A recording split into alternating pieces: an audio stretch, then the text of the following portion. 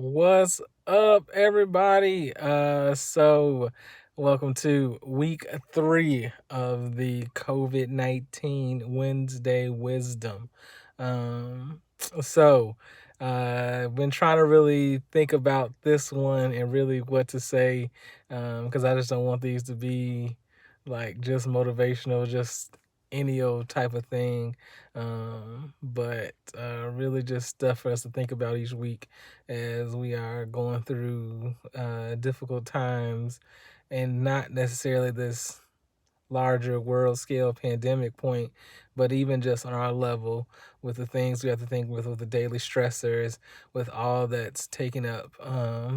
Yeah, it is very much. So this thought kind of came from I was having a conversation with my mom, and my mom is a payroll clerk, so she technically is essential personnel, and she is able to go into work if she needs to, but thankfully um, she does not have to, um, because she really don't want to. So that's why I say thankfully. But she was talking to me about how she made all these masks for herself, she's at home, she's doing all this stuff, taking care of herself and everything like that.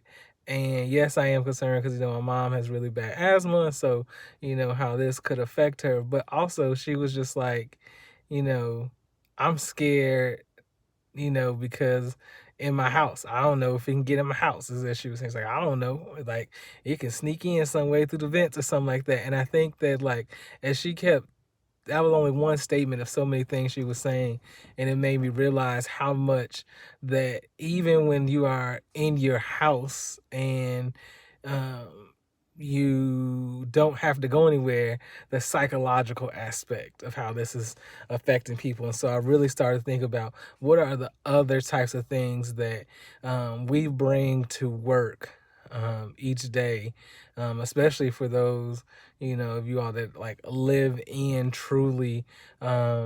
You bring a lot into work, because home and work is really only feet apart from each other. And um so that's really kind of the opener to this. So it really led me to get into the think of, like, for myself, what is it that I bring into work every day, and how can I not just leave it and try to figure out a way to dismiss it, but how do I separate everything with as daily as new things get added that can potentially become stressors, that could potentially become psychological heavy, can weigh on our minds and stuff like that. I really began to think about, like, this is not a time where we can talk about work-life balance, or even work-life integration into the same way. This is a time where we really just have to understand and acknowledge the things that we're bringing into work every day, and just kind of sit with them in a way where we know they are there, but we do not allow them to kind of just truly weigh us down to a point where we are still trying to struggle in how we function with them.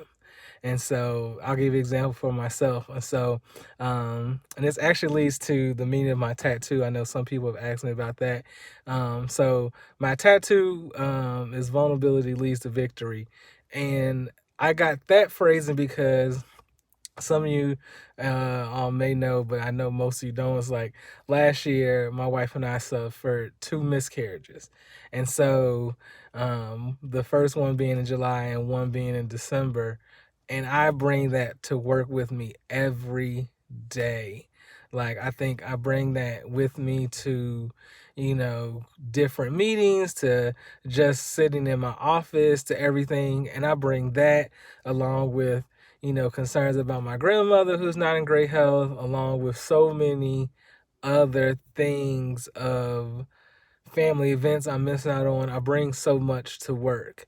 And it's not that I've functioned through it in terms of dismissing it.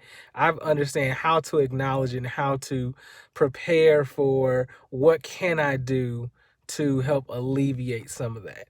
And so there are some ways where my wife and I do have regular conversations about our kids and what could that life look like? What does that look like now?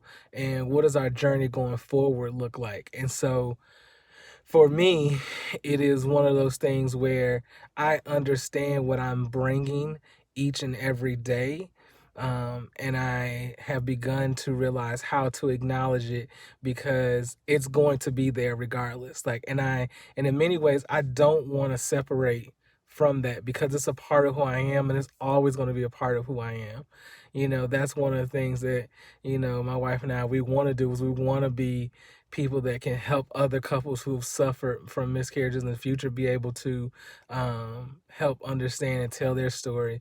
I want to be people who are, when they're dealing and trying to process through, a sick family member or something like that, how do they do that? And so many things. And so I want to be able to use my story and my journey and the things I'm going through to help process with other people.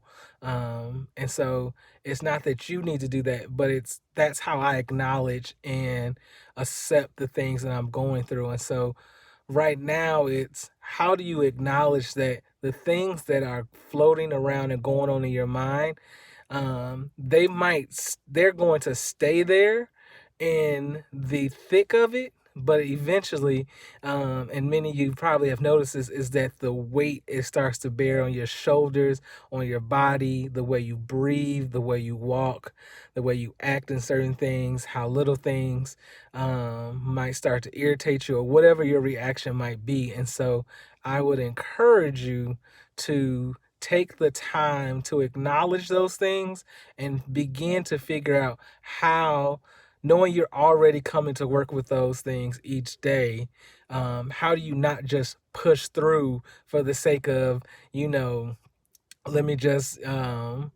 smile through it and all that type of cliche stuff, but how do you truly live through it in a way where you can allow your vulnerability to be a victory for you? And that's just vulnerability with yourself. That's not even having to share it with somebody else, but just your vulnerability within yourself. And so that's this week's Wednesday Wisdom. I know this is a little bit longer than usual, but I really just want to be vulnerable with it. And so thank y'all.